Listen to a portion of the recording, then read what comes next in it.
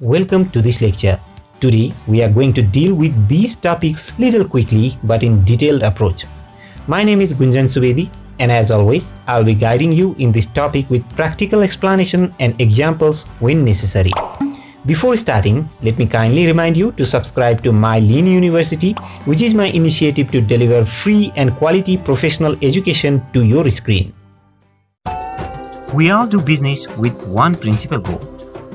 Well, some may say that they do business for humanity or many other purposes, but one purpose of doing business is universal, because without it, there is no business and there is no revenue.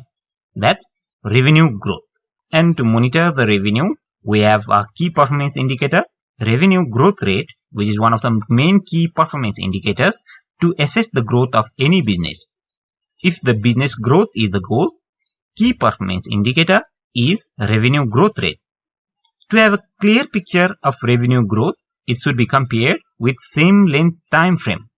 For example, you can compare the revenue growth of this year compared to past year. It is even easier to calculate the key performance for past data. For example, you can take data from income statements or general ledger.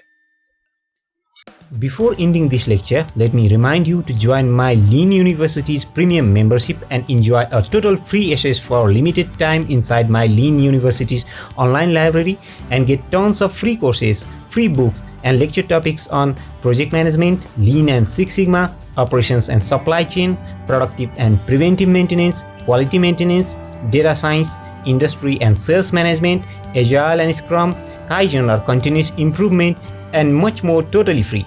No strings attached. As we have limited seats, only the early subscribers will be given open access inside the premium membership, and remember, it's totally free. Please subscribe and share the video if you share the common belief that professional education should be accessible to all.